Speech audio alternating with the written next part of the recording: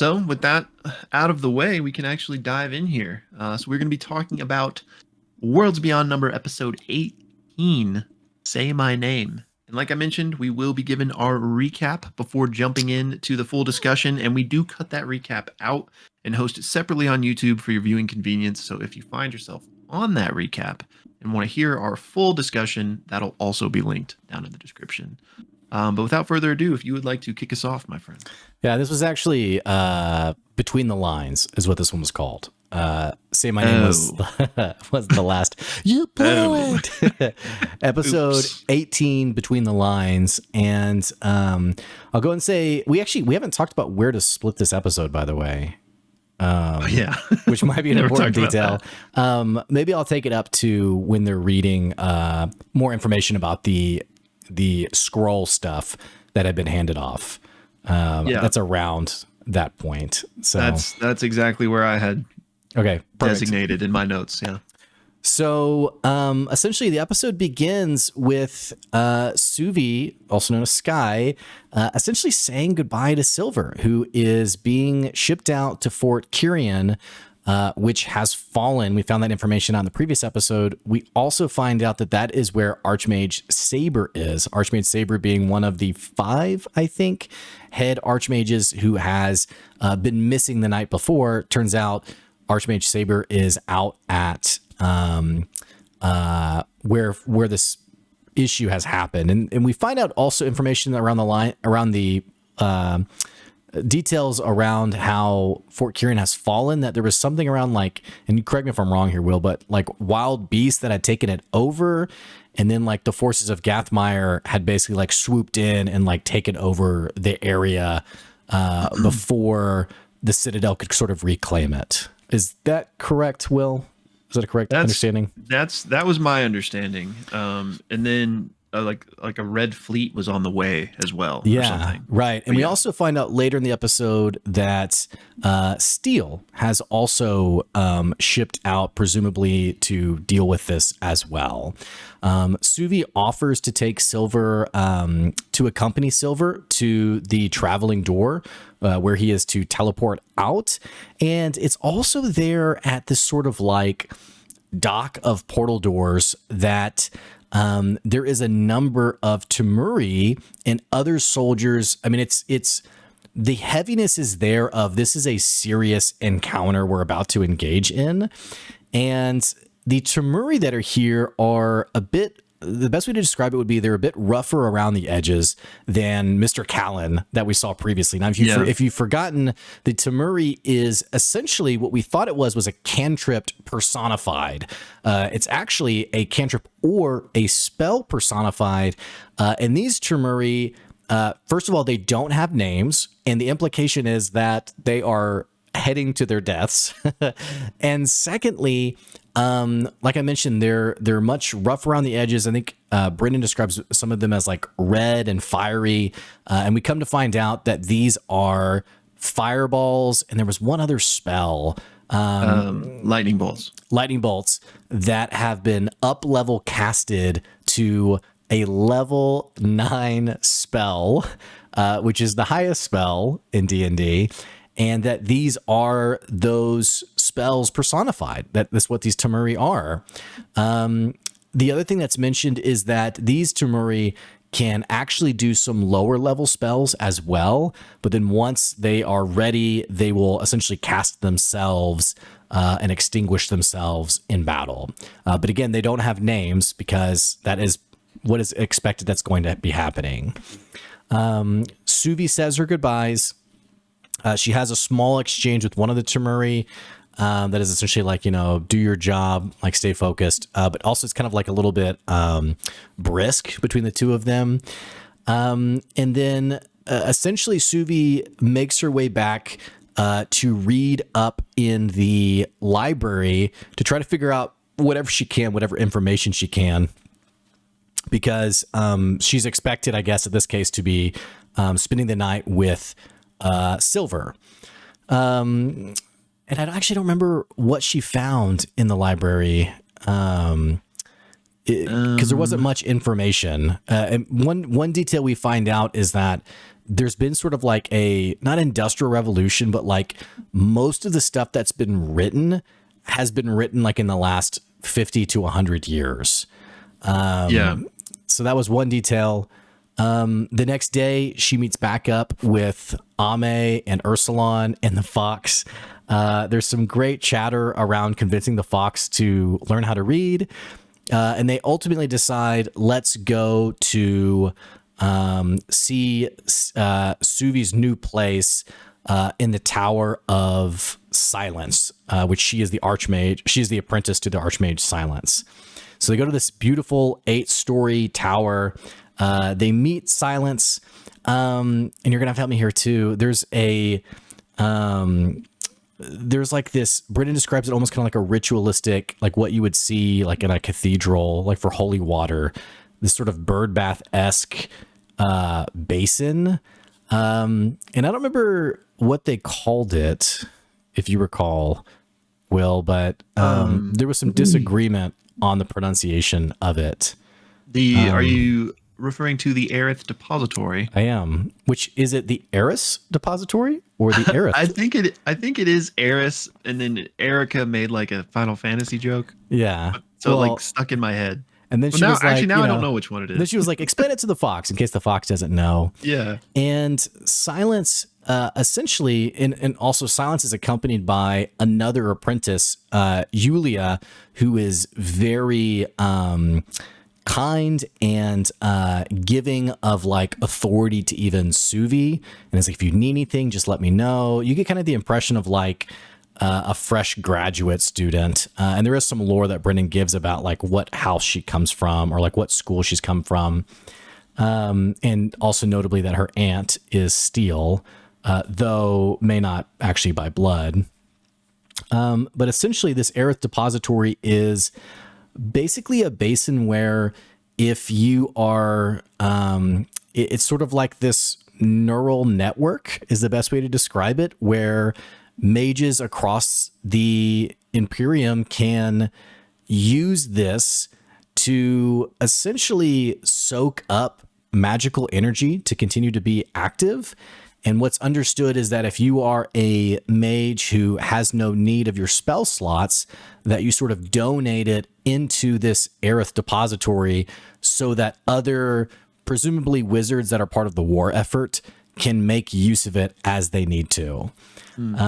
We get a couple of insights about Suvi, how she soaked in it when she was 14 and nearly died, and also nearly got one of her friends, I think she said her best friend, killed. And then there's a funny dialogue around the fox keeps calling it juice, and Silence is like, please stop doing that. They leave. They decide to go see Suvi's sort of like where she's going to be staying. There's a bunch of like books being moved in, like her libraries are getting outfitted with all these cool things. And notably, they find this sort of like alchemist workstation where there are 3 vials that Brennan describes, essentially a blue one, a black one, and a red one. And just for brevity, we come to find out they do open the black one, and this impish demon comes out. And this is basically an ink demon. In fact, all 3 of them are ink demons. The blue one is Cyril, who is a poet.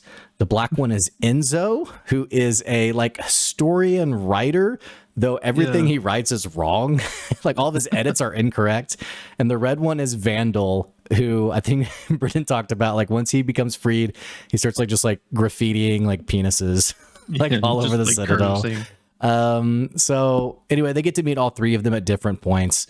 And they actually have them go bring them food. Actually, Enzo does get killed temporarily, but anyway, I'm like rambling. I'm getting like way into the weeds on this. So they do decide to, I think it's Ame who says, you know, hey, now that I've had my curse lifted, I want to go back to those documents that Steel, that Suvi was asked to bring to Grandmother Rin.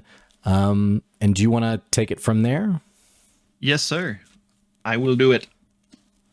So Ame gets out 2 things. It's the book called The Stars of the Southern Skies and a bunch of charts that depict like the shapeshifters. So she kind of spreads them out and is just seeing if they mean anything new to her now that she has her memories back. The first thing she notices is that she gets a smell that is the same smell that kind of came out when her curse was removed. Um, Again, the one, if you guys recall, is of Yorin. Hmm. Smells like him. So they're first looking at these diagrams, and they're very old. And Brennan describes it as kind of akin to like the classic like Da Vinci Anatomy of Man type of drawing. And Ursulon recognizes the creature that's being depicted as a Garen or Garin. I can't remember how it's pronounced. Which is an animal. Like it's a literal like type of Hmm. creature from the spirit realm. So this is like a specific animal that this shapeshifter is turning into rather than like a unique form of their own. And so Ursulon shares this information like, hey, that's a Garen that we're looking at. And they're described as like these massive hyenas, but they have opposable thumbs. So they're like kind of like Terrifying. dangerous apex predators because they have like all the Yeah. benefits of being like this wild beast, but also they have opposable thumbs, which means they can do all the things that like humans can do. Right. Um, so Ame is kind of just testing with her alchemical supplies if she can figure out like what's going on with this smell, and she does determine that it's been like intentionally added to this page, like this element of scent. Um, they then get to speaking on just like the essence of names, stemming from Garen, and they start thinking about the name Yorin, and Suvi kind of like has this moment where it clicks, where like something about Yorin's name informs what he is. And she realizes this is like some piece of the puzzle. Ursulon then inspects the scent itself to see if it is the same scent he remembers from these Garen creatures, but it's not. It is reminiscent of them, but there is like a very heavy iron scent that is added on it. And again, this is what Yorin smelled like. And Ame then asks Suvi, is like, hey, is what you remember of Yorin, did he have like iron? And Suvi's like, yeah, he had iron on his tusks. And apparently, correct me if I'm wrong, but I think that was an indication of like subjugation or like control Yeah, or there something. was some comment immediately after that the use of iron allows you to basically like possess or like control or own spirits. Subjugate's Mm. about the best way you put it already. So there's So something like that.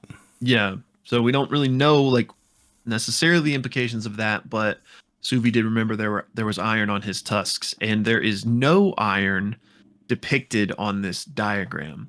Um, so then Ame takes a look at the Stars of the Southern Skies book, and it's basically just a basic to intermediary astronomy book on the southern hemisphere.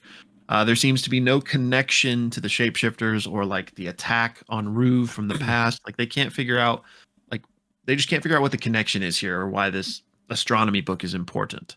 Um, so they decide, well, let's go ask Steele. Like she's the one that gave these to Suvi to give to Rin, so she can probably shed some light on this. So they head over to Steele's. They knock on the door, and they are greeted by Ishra, who is Steele's 15-year-old daughter with her second husband. She lets them know that, hey, Steele flew out on a skyship earlier, presumably to go help with the Fort Kyrian stuff. Hmm. Um, but Sonder is also there, who is Steele's husband.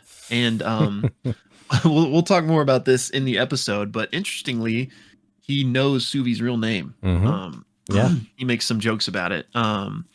So again, Steele's not there, so Suvi alone goes up to like Steele's office while the rest of the crew has like small talk with Sonder. And so in Steele's office, Suvi finds a journal that is marked on a certain page. So she opens that page up and finds a scrap piece of paper, which on that paper says "All of our hearts, XOXO, Chandri Newell and Iman Kadbarakat." So these are Suvi's parents' real names. So Suvi takes the piece of paper, and then on that journal page, underneath it is a list of books that Steele had apparently requested to be brought to her. And as Suvi is like flipping through this list of books, she can piece together that it's all about the history of spirits that have been in the Citadel, whether captured or just in service. And Suvi notices like a couple things in this like kind of scrawled research. One is the word badger that is underlined, And then 2 pages prior to that, there's some stuff crossed out, but Steele wrote Hawthorne's Crest, Battle of Starling's Ford. And this we know, or Suvi recalls, that this was the battle that Sir Curran died in, that she researched earlier in the campaign. So Suvi gets this information, goes back downstairs, and the crew leaves to head back to Suvi's house. But on the way, she tells everybody what she found, and Ursulon's like, "Oh, like that's connected to me. Like Sir Curran is the guy that I met, Mm-hmm. and also my sister is a badger. So like I'm wondering, is this in reference to me?" And he tells Suvi and Ame about how Steele had offered to try and help him return to the spirit world. So they have a brief conversation about that. Ursulon, saying that at the time he didn't really want to talk about that with Steele, but this is clearly something they need to figure out. Um, so they're heading back home. Suvi does make a quick stop at the Aerith depository and deposits the rest of her spell energy, and then they make their way home. In these final conversations in the episode, Ahmed brings up Pomeroy, Gult, and Sly, which are 3 names that she now remembered, that grandmother Rin had told her about people at the Citadel that maybe like could help her. Suvi recognizes the name Pomeroy, she thinks, because she recalls there's this thing called the Kassoff collection, which is essentially this collection that manages all the bound spirits within the Citadel. So if Pomeroy is a spirit working on that, it's kind of an interesting dynamic, because it's kind of like a spirit that might be like kind of holding down other spirits, sort of, in a way. Not necessarily, but so there's that. And then Gult, Suvi remembers, is a girl named Hana's father, which we find out Hana is the girl that almost drowned that Suvi referred to earlier this episode in Blake's part of the recap in the Eris depository. And then finally, Sly is, we've heard this name before because they are the head of the Office of Preemptory Catastrophic Deviation, which is essentially the office that is responsible for like enormous risks to the world, but risks that have like less than 1% of a chance of happening. So Suvi kind of described it as like the place old wizards go to like still think they're relevant, but maybe there's more than meets the eye here. So they kind of have that talk, and then everyone goes to sleep for the night, except Suvi doesn't actually go to sleep, and Ursulon doesn't really go to sleep either. So he sneaks off to go drink and just train and think to himself, while Suvi goes to research. And she basically, I think, is researching through like a lot of her parents' old things and their research. And as she's doing this, she makes an investigation check, but rolls poorly. But Brennan then reminds her, "You have a homunculus now, so you get to roll with advantage." And then she rolls really well. So he kind of poses the question to her, "So what are you specifically looking for?" And she says, like, "I'm just trying to figure out, like, between my parents, like, who is in the bigger rush for in their studies, and like why were they studying that thing." And basically Brennan describes that she finds a message in this research, a message of dismissal from the Citadel about her mom, basically saying that her mom was being kicked out of the Citadel, but it was rescinded. But before it was rescinded, she was getting kicked out because she had apparently gotten into a tiff with one of her teachers and accused one of her teachers of treason, treason against magic itself. And that line is like kind of the cliffhanger we're left with. And that's where the episode ends. Again, episode 18, Between the Lines. Not Say My Name.